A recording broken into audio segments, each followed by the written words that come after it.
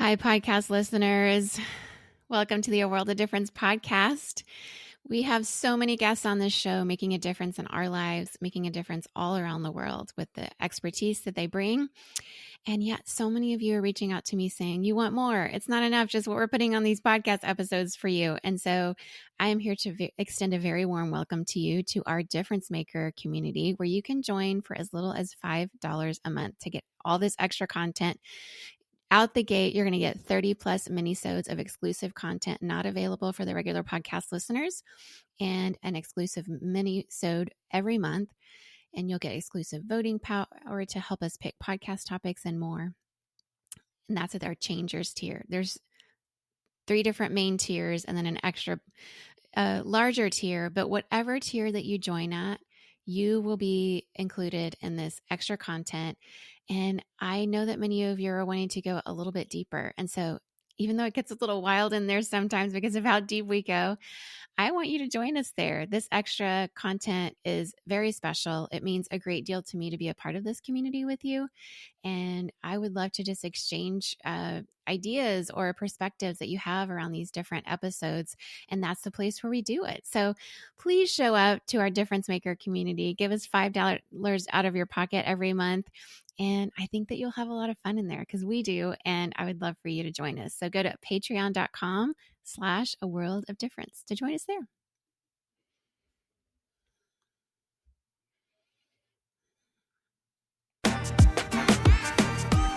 Welcome to the A World of Difference podcast. I'm Lori Adams Brown, and this is a podcast for those who are different and want to make a difference. Today, we have the honor of having on the podcast Sarah Stankorb. Sarah has a new book that's about to release very soon called Disobedient Women: How a Small Group of Faithful Women Exposed Abuse, Brought Down Powerful Pastors, and Started an Evangelical Reckoning. If you are sitting here thinking, oh my goodness, that sounds way too intense, trust me, Sarah is a kind person who is doing this kind of reporting because she wants to elevate the voices of those who have been discarded, abused, and marginalized. She not only is an author of this book, but she's been reporting on women for years and has done research about many issues around women, how they use the internet to call out abuse within their evangelical communities. And so this is a book for and about people of faith and for those who've also walked away. It's for all of those kinds of different communities. She not only has deeply researched this work, but she also cares very deeply about each person that she has interviewed. It's very long overdue to recognize women in this way that have been trailblazing reform in these faith-based environments. Many of them upturned their lives to speak out boldly, and even though they were in communities that expected them to submit and remain silent. Sarah has written many articles and essays. She's appeared in Washington Post, New York Times, Vogue, Marie Claire, Glamour, O Magazine. It's a very long list that she's written for. Her essays have been included in multiple magazines and journals, and she's also an award-winning journalist. She was awarded a Society of Professional Journalists Excellence in Journalism, and for a Best Community Issues story, the award was for Rape Culture Lives Here. She is willing not only to get in there and dig in deep onto very painful stories, but to sit in the pain of that and find the patterns and find a way forward. She's a member of the Society of Professional Journalists and also the Religion News Association. She is a graduate of University of Chicago's Divinity School, where she studied ethics and South Asian religion and history, and Westminster College, where she studied world religions and graduated with honors in philosophy. She is intelligent. She is savvy. She sees the patterns. She cares deeply, and she's just a wonderful human being. I'm really excited to have her on. She was also in 2022 among her town's Citizens of the Year, and I can see why. You're really going to enjoy this interview. So I just have the honor of introducing to you today, if you have not been following her writing so far, Sarah Stankorb.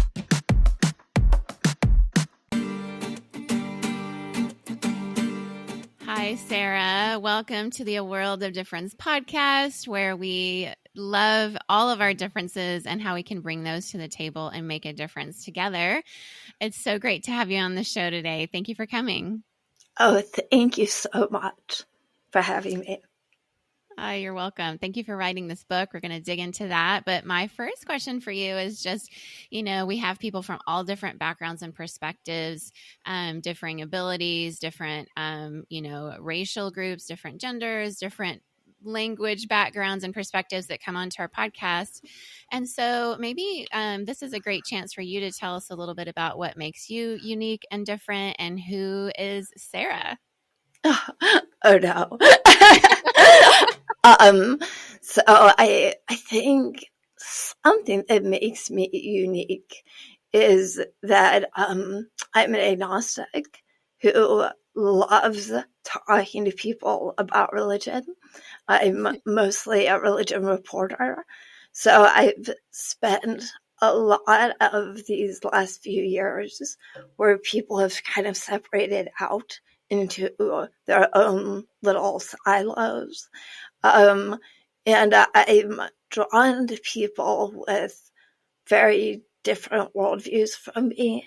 And I like to know where they come from, what they believe, why they believe what they believe, um, more out of curiosity than I think people sometimes do approach conversations about faith. It is absolutely unique. And I love that you bring this perspective into this conversation.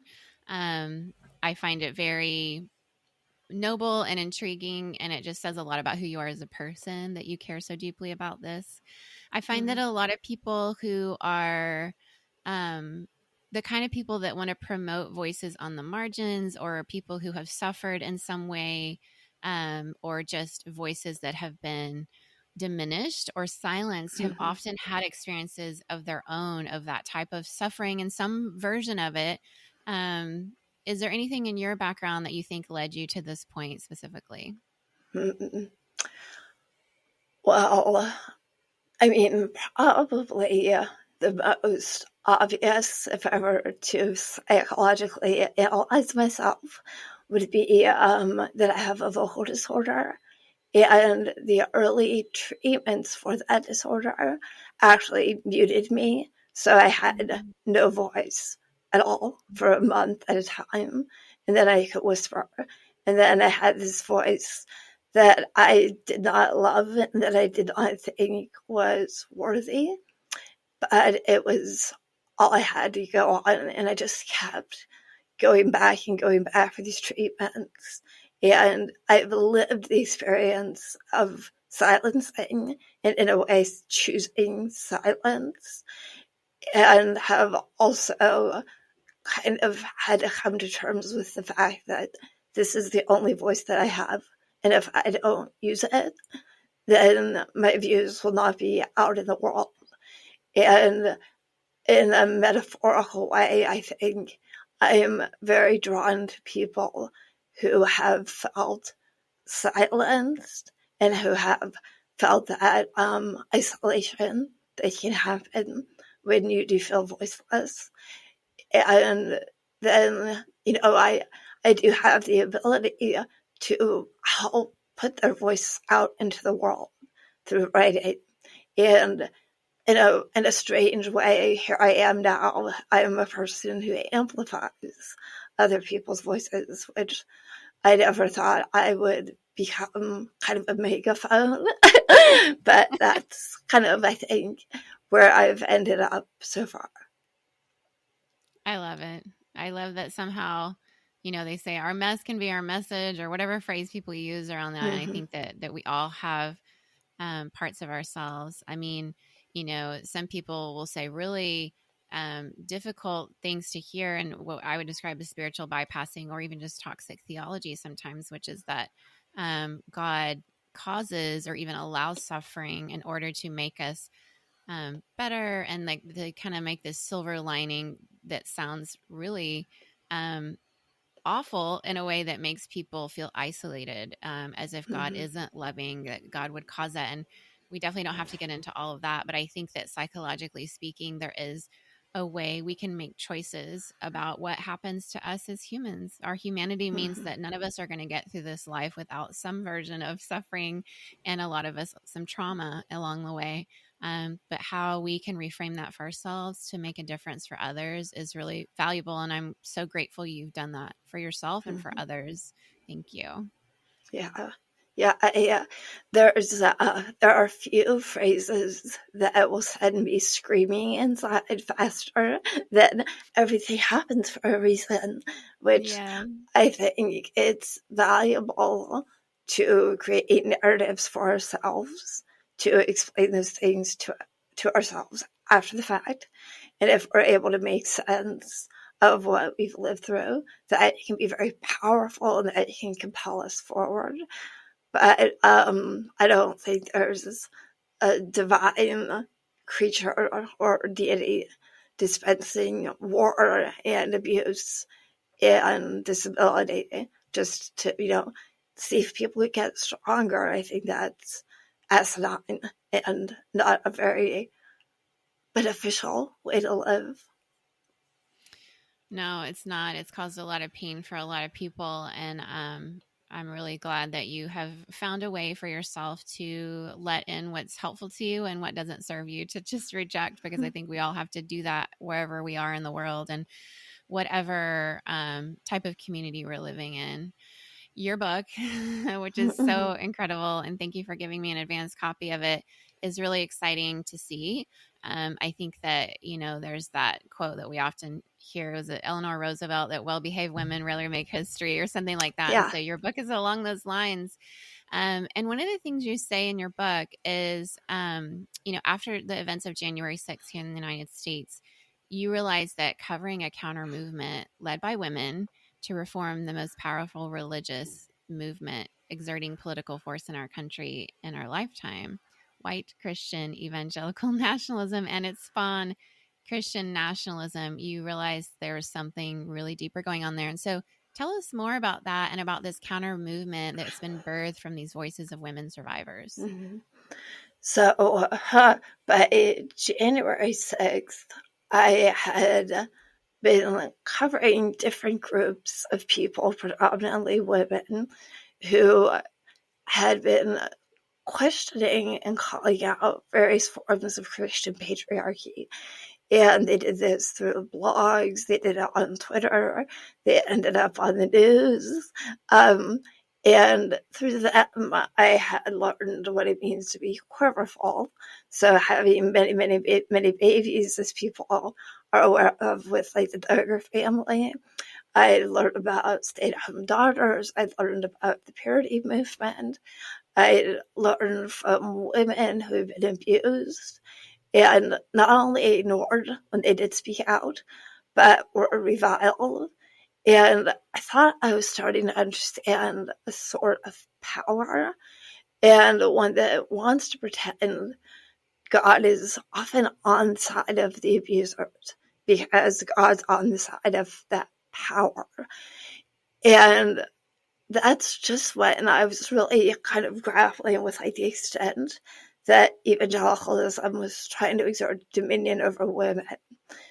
Then on January 6th, with all of the Christian symbolism and the prayers we saw people making and their Christian flags and the cross and all of what was clearly Christian nationalism, I realized these were threads I had taken for granted and seen as background noise in these pursuits to hold dominion over women.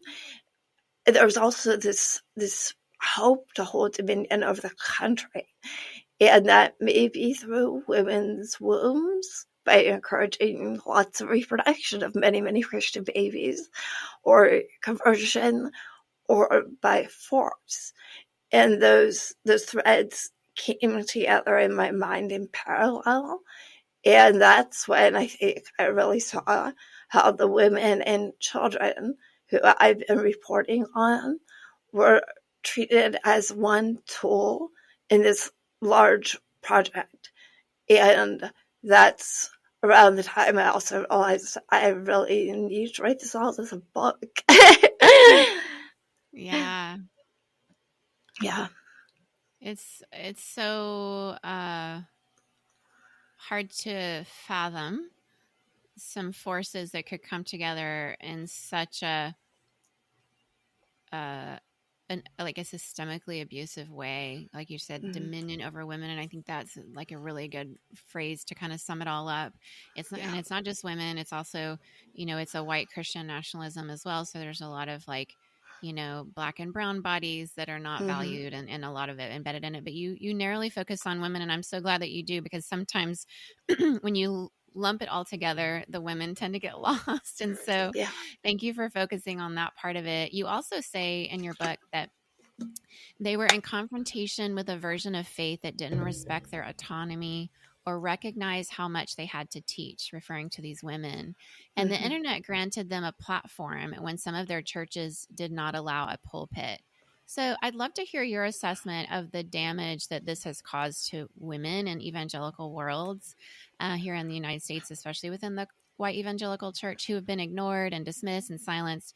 And what has the church, both men and women, missed out on by overlooking and at times abusing these women? Hmm. So something that was very striking for me years ago when I kind of started covering this beat is meeting people who were raised in families that ordered materials for their girls, for their children, from groups like Vision Forum or those raised within Bill Gothard's ministries.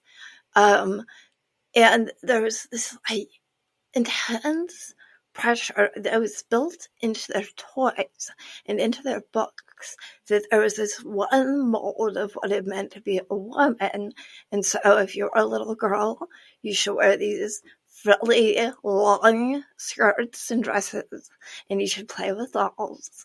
And there'd be different pages of physical toys and physical activity for the boys, never for the girls.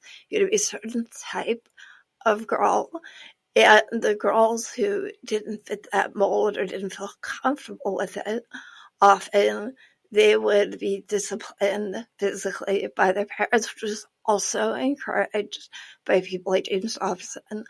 And so they were, on one hand, told this is how you act. On the other, you will feel pain if you don't act that way. And these girls, these women, but their memory of being a girl was how much they wanted to serve God and how much they wanted to be godly. They wanted to be good. So they were given a clear set of parameters for what goodness is if you're a girl. And any movement outside of that came with a sense of threat. And then many, it was striking to me the number who wanted, because they loved God so much, they wanted to be pastors. That seemed reasonable to them. And then they would be told one way or another, no, or laughed at. And instead offered, well, you could be a pastor's wife. That's the role you can fit in. So getting to know so many of them over the years who later did grow up and become these outspoken advocates, they are masterful communicators. And what really hit me over and again was how much better off their churches would have been if they had been valued. If instead of being abused and pushed aside, they had been not just allowed back into the church in whatever way was comfortable, but rewarded and encouraged for wanting to be there, for wanting to be good, for wanting to serve the faith. And I think in many ways, if I imagine this net of people that I've spoken to over the years, who some folks within the church now, see as the enemy, they started not only wanting to be on your side, like they were all in. So Mm. what happened to push a person so far? And really, in many cases, they're seen as on the outside, but they're shouting in, let me help you. Let me help the people you serve. They're still trying to be good. Uh, It's so true. I see it too.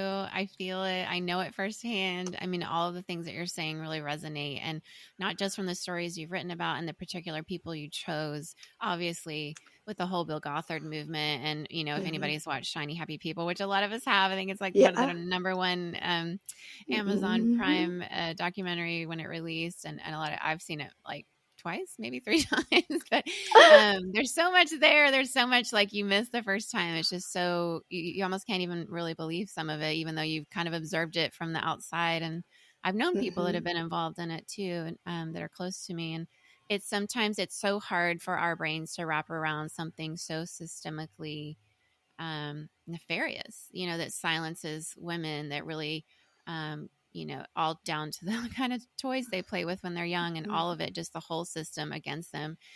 And you say also in your book, you talk about how abuse is a unique violence when it's paired with faith. And it takes people at their most vulnerable, raw, and innocent, and attempts to dominate a secret place. And there's a loneliness in people's voices as they recount spiritual wounds, whether they come from pastoral manipulation, occult like control, or childhood rape. And so, how would you say that abuse is much more intense when it's paired with faith? Mhm. So I think I realized while I was writing the book that I have maybe a unique benchmark concerning abuse. So this I had not intended to include in the book, but during the time I was writing the book, both of my parents became very sick, and I became the primary care coordinator for both. My father was an alcoholic, and I did not have a pretty home life. I'll put it that way. So while I was writing the book, a lot was bubbling up for me personally. And it was interesting because on the one side, I was having a lot of memories that were just at the surface due to circumstance. But as a reporter, it's my job to be objective. And so I had this like new, I don't want to use the word rich, but I guess more complex, more nuanced understanding of abuse. And it helped me as I was thinking about the stories of the people I had interviewed to see, yes, they experienced abuse, but what I heard from people like Krista Brown and others is that extra layer on top where they experienced abuse, whether it was from their parents or a pastor or a husband. It was also within their worldview something they believed was sanctioned by God. And like I didn't attend a church with young people who had families similar to mine where what I was living with was sanctioned by God. That was not my reality.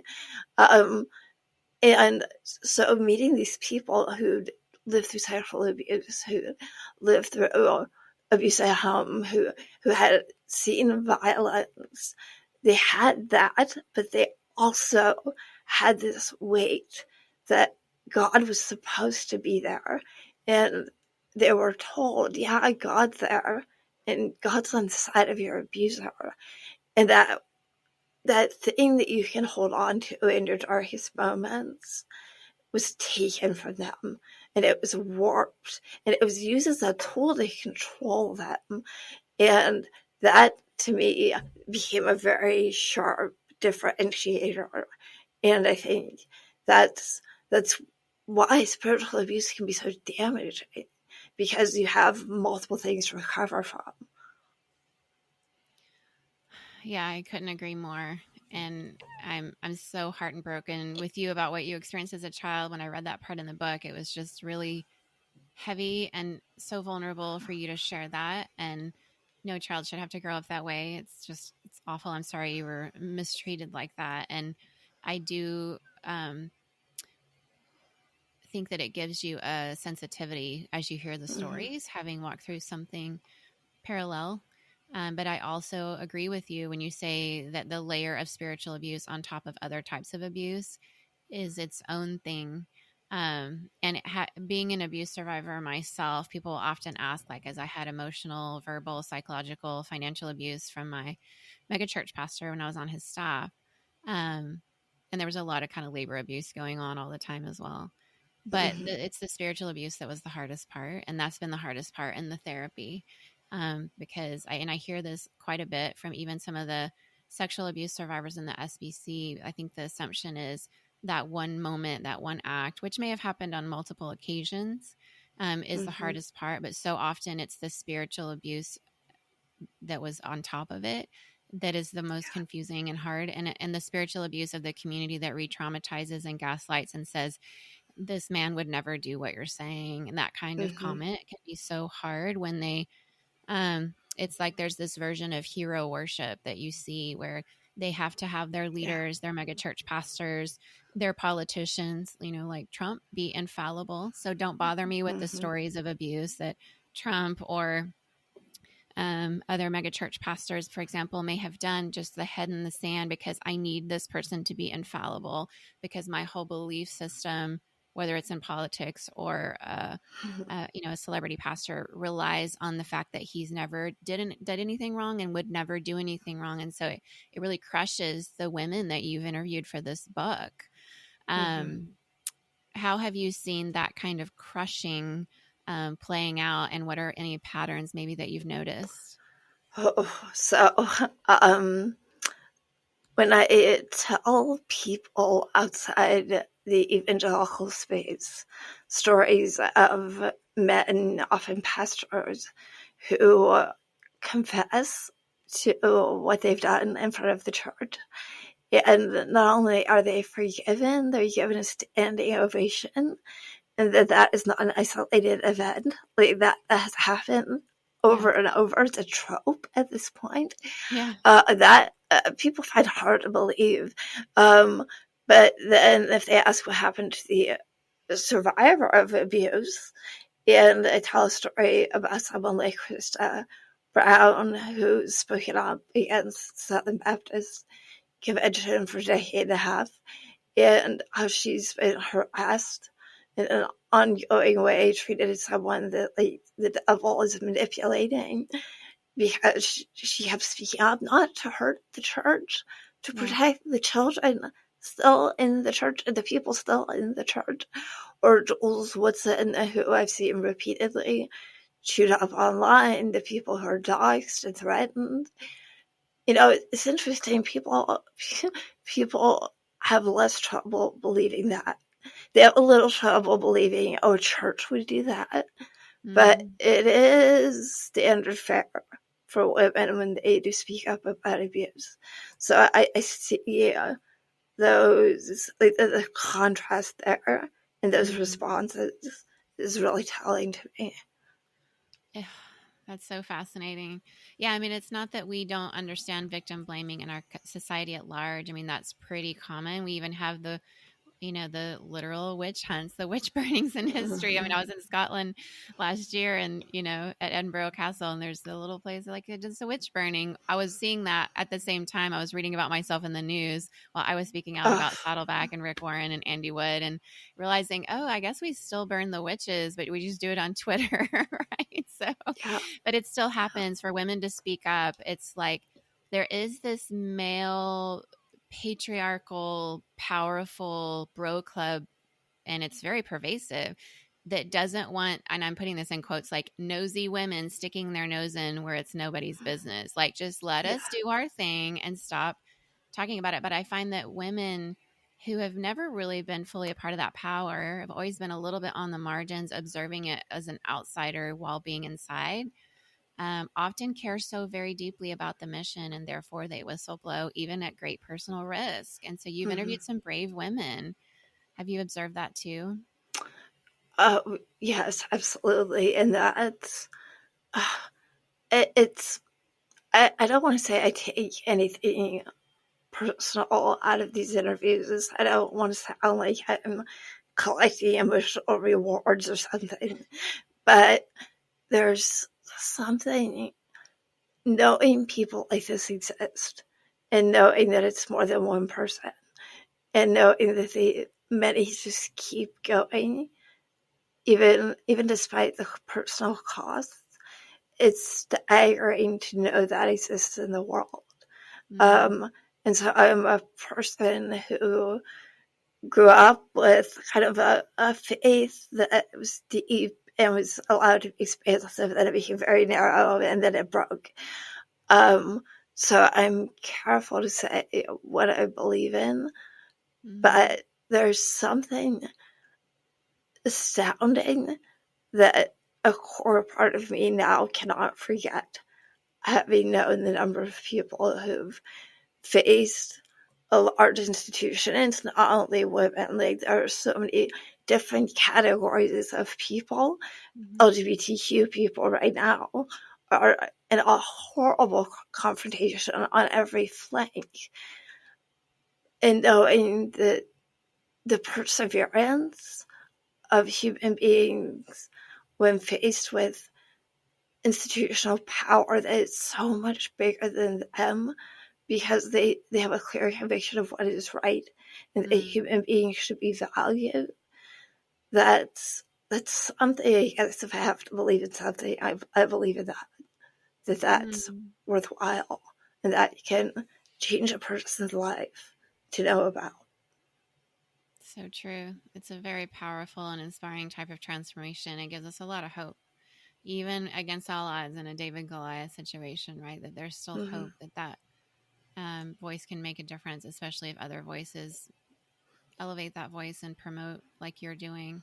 You also observed online, as you were observing a lot of these women who didn't have a pulpit but could go to Twitter, for example, in a way that hashtag MeToo and hashtag Church2 really took off, right? So you say in your book that you saw that this revelatory power of the online reckoning in recent years is that the sheer number of people who believe themselves a solitary wounded being until, thanks to the internet, they suddenly became aware of an overwhelming reality that their wounds were common. And perhaps the thing worse than being wounded and alone is knowing that you're a part of a community of wounded, and that those you trusted with your soul knew and didn't care enough to stop it for any of you to help you heal. What's this all about, and how can faith communities do more to reform this situation? Oof, I have a laundry list. So the movement from feeling alone to realizing it's not just you, that is a theme I've seen over and over. For me, it's been very telling reading the old blog posts about sovereign grace, for instance, and seeing parents realize they were coached to handle abuse cases of their children as they conveyed online in very similar ways across churches within that body, and realizing one, like that feeling that the parent had that this isn't quite what I want, that was something worth listening to, but that it wasn't just, if it wasn't just happening to them, it was happening in all these other connected churches. Maybe this is something closer to a policy for handling. And if you have a policy for handling abuse that results in a quieting of that abuse, then you're dealing with a cover up. So that's within one body. But you can also have people like the Homeschoolers Anonymous folks who they didn't go to school. They had friends, if they had friends with the homeschool movement. Their parents were reading similar books, and until someone said it online, the way my parents disciplined me, it was very extreme, and I came for these books. Well, that happened to me too, and that really, Me Too, in all of its forms, can be so powerful, and that when you're by yourself, it's very difficult to recognize there's a systemic problem causing these forms of abuse. But once you have enough dots to connect, then you can start to figure out, there is something, there's something underneath it. But there's also, it's painful to see the magnitude. And that can be painful when you're inside of it, but it's also painful for people on the outside. And seeing this thing you're told you should trust has been doing something wrong, and it's so pervasive that you have this multitude of voices saying, yeah, it's happened to me too, and it was wrong and it hurt me, that can do a lot to people's faith, whether they were part of the institution or just looking out at a world populated with various institutions similar to their own. It removes trust in both cases. Yeah, it absolutely does. I do.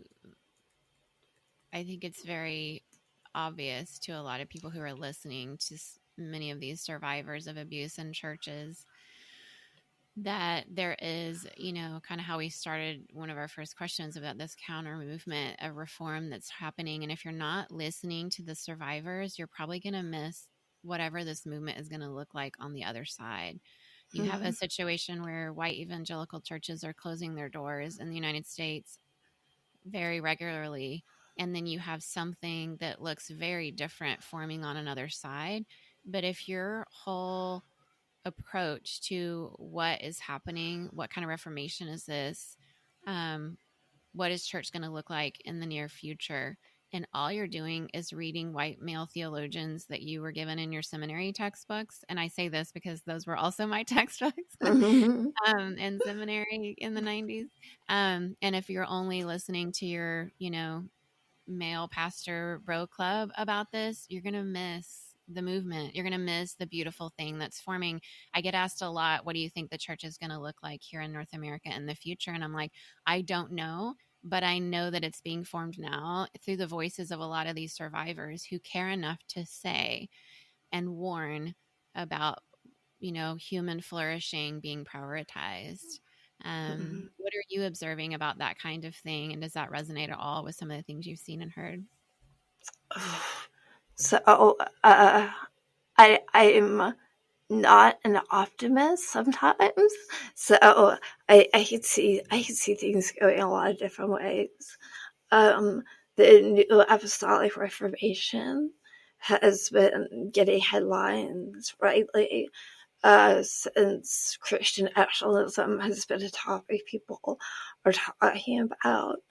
And I think that's another way this could break down. Like people could say, well, we need to have tighter dominion, we need to have more control, we need to have more influence. On the other hand, my online world is populated by people finding their own way, by people like Levon Briggs, who, she went to seminary. She's someone who probably would be one heck of an in-person pastor, but she does a whole lot using Instagram and talking to people that way. And there's back in like the old days of the internet and people speaking up on the internet, it was the blogs and then it was Twitter. But now it's so diffuse and there's so many different people kind of trying to tap out their own version of what faith can be now, especially since lockdown, that it could go a bunch of different ways. Like I'm not willing to guess, but I think there are signs it could be beautiful, and there are signs people just might double down. Yeah, I see those things too. And my hunch is both will potentially happen. Some people might not be willing to call the more beautiful aspects of what's forming, even call it church. Yeah. But as somebody who has not only been to seminary, but read the Bible my whole life in many languages and understand, historically what was even happening in the early church, we probably, some people, and especially megachurch, might not call the things they were doing church either. But beautiful communities can happen in various forms. And women have always been at the forefront of these beautiful things. And when you silence women, call them disobedient for not following man-made rules, you're going to end up with something toxic. And that's kind of what you're talking about here. You also say, though, in your book, you say women in recent years have basically been leading this, white evangelical church in the U.S. I remember when I was in Singapore, in the years surrounding Trump being elected, and the data started to show, like from Barna Research and stuff like that, women were starting to really leave the church in droves. So even before I relocated to North America in 2019, this was already on my radar. Why are women leaving? And so even before COVID, obviously COVID really ushered that in further. But you say that you found female rejection of faith to be sort of this canary in the coal mine for the future of religion and the church in America. And so why have so few wanted to write about this and even center women in order to address this in the churches, do you think? I have no idea. This is a mad obsession of mine, and it has been for at least 7 or 8 years.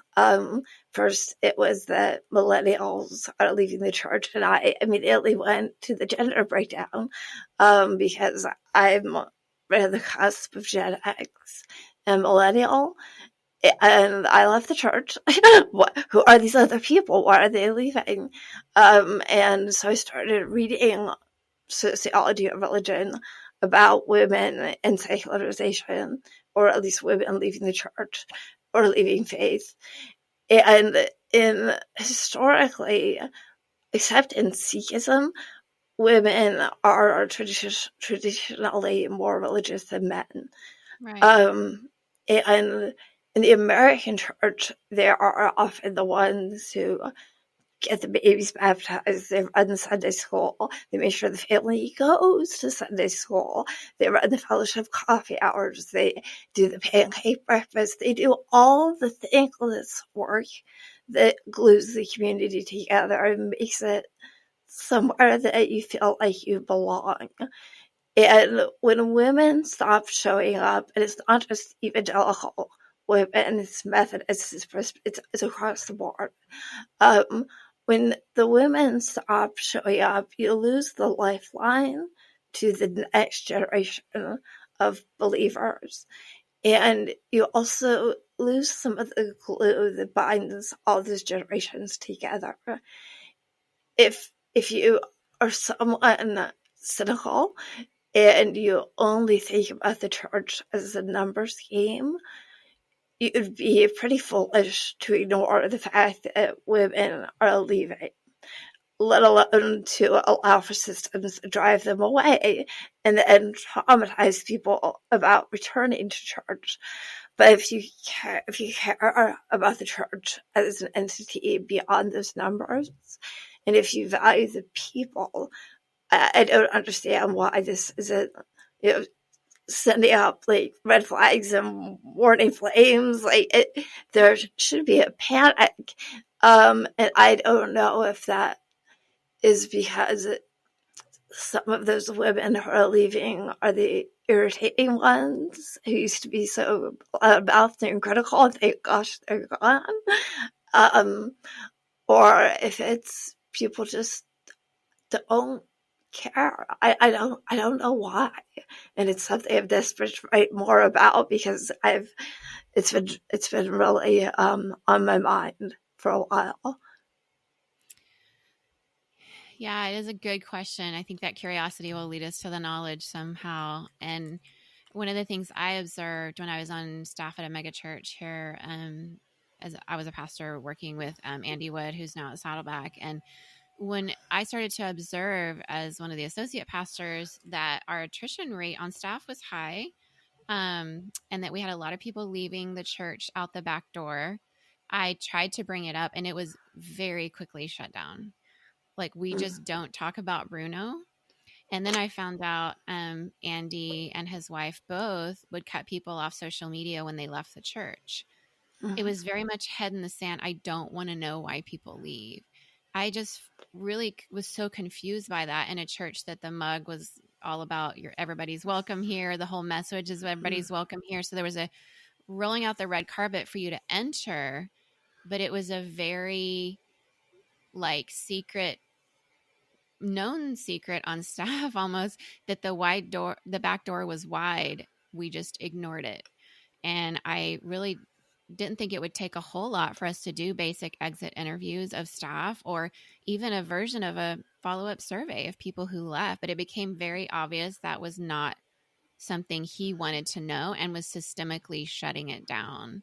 So I don't know if there's a correlation between that and maybe other megachurch pastors or even just, Christianity in the US in general, if that's sort of a thing. People just don't want to dig into that. It's too painful. I'm not sure why.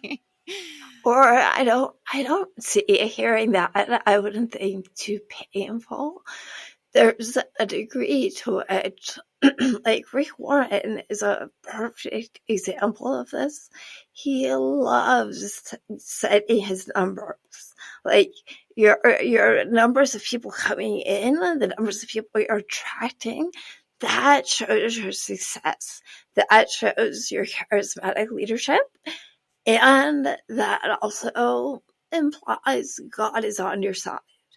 If your story is, yeah, they're coming and then they're rushing right back out the door behind me, and you have a totally different set of numbers, and your success isn't so great, that could lead to uncomfortable questions about whether you're that successful and whether what you're doing really is receiving God's favor. I don't know, but that's a question I would raise. Yeah. Well, I know what it feels like to raise a question to a megachurch pastor. That's what led to much abuse on my part, but I think that that's not unusual. I mean, women asking questions is something people trying to uphold this image management and patriarchy and over domineering of women essentially are not going to stand for. But thank you for being a person who is inquisitive, who's curious, who wants to find the knowledge and has written it down. Thank you for all your writing as a journalist and your investigative reporting. It's so crucial. I think in a situation like what we have in the SBC right now, I say we because even though I'm not a part of it, I was for so long, and so I'm still working through some of my complicity. As all of us have to, and it's not easy. Asking myself questions, giving myself self compassion, all of it is kind of a hot mess at times. But I'm determined to work through it even now in ways I have influence. But I think that I'm so grateful for the Department of Justice getting involved, because in a situation where you can't question on the inside, or certain questioners get called Jezebel or treated like Krista Brown when she's trying to just warn, we need somebody. We need investigative reporters. We also need religion reporters who aren't in cahoots with the Rick Warrens, who's very influential. So even, we have Baptist News released a new article on him this week, and didn't have anything about his cover up of abuse that he did for his successor, Andy Wood. It just paints him in a way that makes you want to worship him as a hero and makes him look infallible. And that's not the kind of religion reporting we need. We need religion reporters like you who are willing to just expose the truth, because the truth sets us free. So thank you for being on today. Thank you for the work that you do. I'm going to have you hang around a little bit after this, and we'll do one more question for our Patreon supporters about, we're going to mix Bill Gothard, Krista Brown, and what it means to be a Jezebel all in the same question. So Great. Yeah. Thanks for being on today, Sarah. And how can people find your book, Disobedient Women, and more of your writing? So the book, I feel like I'll get in trouble if I forget one of the stores that's selling it, but it will be at Amazon, Barnes & Noble, Target, Walmart, bookshop.org if you want to buy it from a local retailer. Basically, it's anywhere that you know how to go buy a book, you should be able to go buy this book. And if you have trouble finding it, my website is just sarahstankorb.com, and there are links, and you can find me mouthing off on Twitter as politely as I can, and other options for finding the book. Love it. Well, I love seeing what you write on Twitter, and sometimes, you don't have to be polite. Disobedient Women is once again how we started, right? It's Yes. Being tone policed is something we've all experienced as women, and sometimes just the cold hard facts are what need to get out there. So thank you for being that kind of person, and the facts are compelling enough. So thanks for writing them, and please reach out to Sarah to follow her writing. Please buy her book, Disobedient Women. I want it to get into as many hands as possible, and I'd love to hear how you're interacting with her stories. Thanks for being on today, Sarah. Thank you. I love Sarah's unique bent in this whole conversation. The way she's brought her knowledge, her education, her years of writing, and writing very well, I might add. If you haven't read her writing, read just any of her essays, especially this book. But she just has a way with words and a way of putting things that's artfully done, but also gives language to difficult topics to talk about, such as abuse. And I really appreciate her professionalism and her drive to be objective as a journalist, but also at the same time holding that and holding space for the suffering and the pain and the care. And she really just brings such a unique voice to this, not only because she is a bit of an outsider and, being a self-professing agnostic, but who also grew up with experience in church. She really kind of has no skin in the game in that way, to where she's, you suspect that she might be in cahoots with a particular megachurch pastor to kind of make the bent more, wanting us to sort of worship him and deify him and make him seem infallible. And so a lot of religion reporters, unfortunately, can get tied in with that, where they've been ingratiated or given favors, or they've kind of been invited to sort of into that bro club. Would you write a piece about me that makes me look good? And it's hard. I'm not saying those are easy issues, but for Sarah, I think that's part of her unique bent in this whole area. She cares very deeply to speak into spaces of faith. She's very careful about describing what faith looks like for herself. And there's a beautiful part in the book that was just really touching as I read it, that she talks about like hope being like almost like a cousin to faith. And she sees a lot of hope in the stories of these survivors and these women who are actively going against what they were told to do, and being, disobeying these man-made rules in order to bring change. Really, I think it's taking these brave, courageous ones to step out. And that's, historically been true. We wouldn't have the right to vote in the United States if it weren't for women of faith being very quote unquote disobedient, not well behaved according to the man-made rules. It takes doing what Dr. Wade Mullen says in his book, Something's Not Right. Whatever they told you weren't supposed to do in order to reform, you might have to do completely the opposite. And so if you've been tone policed, you may have to shout a bit. You may have to get a little bit loud. You may have to leave loud, and you may have to, expose things in a way that's not quiet, and it's not sweet, oozing with honey. It may just be the cold, hard facts that have to come out there, and, doing the opposite of what you were told in order to bring change. And I really appreciate Sarah just putting a spotlight on these stories and helping us connect the dots and the patterns, and realizing the heaviness of knowing it's not one isolated person that's, being burned as a witch or given a scarlet letter virtually, I guess, in our case these days on Twitter, and maybe behind closed doors in green rooms where megachurch pastors, trash the survivors that they've tried to silence, or wherever those conversations happen. But her book is beautiful. It's painful, but it's not just painful. So I encourage you to not stick your head in the sand on this one. I encourage you to honor the survivors who so bravely spoke out, the Krista Brown and so many others from the, not only SBC, but the Bill Gothard movement, the Quiverful movement, women who've really been through fire. And somehow, even with their burns, are flourishing, like the redwood trees here near my house in California.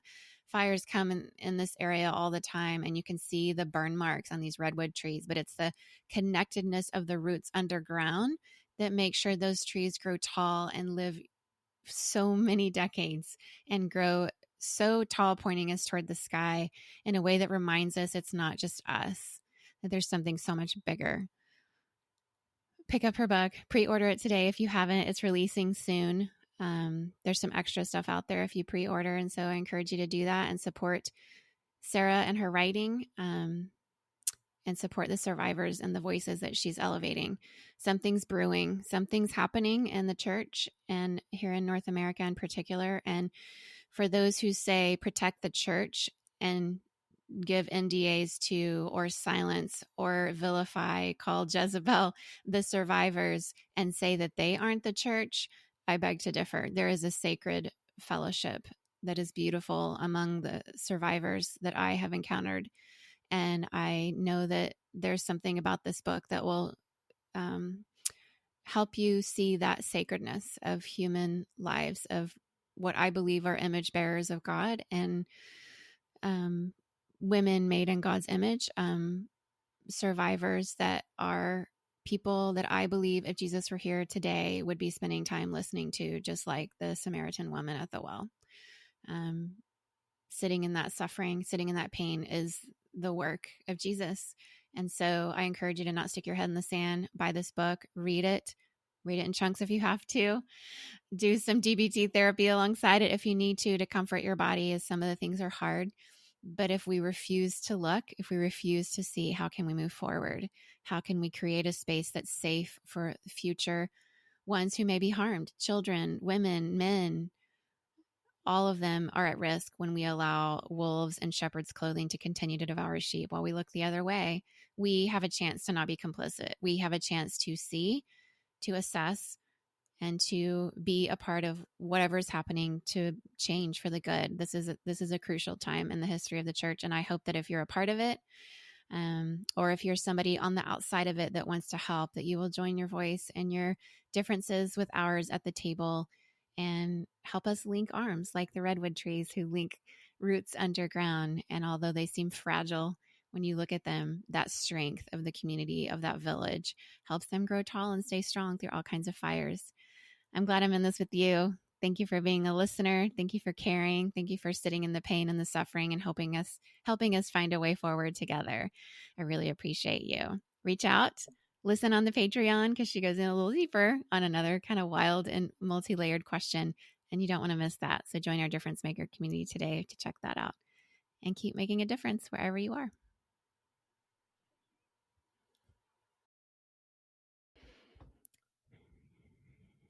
As we're finishing this episode, if you're thinking, I really wish I could learn more or go a little bit deeper, well, that's what our Difference Maker community is for. I would love to welcome you in to join the rest of us there. Once again, it's only $5 a month to join, the price of a latte at your local coffee shop. You can join at our Changers tier. Difference Makers is a community that really means so much to me. It's very special because each time I have a guest on the show, I record something outside of what we give to just the regular podcast audience, where we go a little bit deeper. And then I post those video episodes in this community and we can discuss them. But also at the very beginning tier, which is our Changers tier of this community, you'll get exclusive voting power and help pick podcast topics that give us, more of what we want from your perspective. You'll have access to exclusive 30 plus mini-sodes that aren't out there for the general public. And you'll get every month an exclusive monthly bonus mini-sode. At our Groundbreakers level, which is $10 a month, you can join and get all of that, but also priority access to submit questions to the podcast. And you'll get an additional 2 exclusive monthly bonus mini-sodes. And at our Trailblazers tier, which is $15 a month, the price of 3 lattes a month, you can get all of that, plus also 3 exclusive monthly bonus minisodes, and a patron shout out. So I would love for you to join us at any of those tiers. It'll help you come into this community, be in the midst of all of us, other difference makers, and we'd love to hear your perspective. I certainly would. It's a place to engage more with me and the audience around what you like, what you're resonating with, and once again, go deeper with each of our guests. So please join us in this membership community. I would love to hear your perspective and love to share this extra content with you. So show up at patreon.com/a world of difference.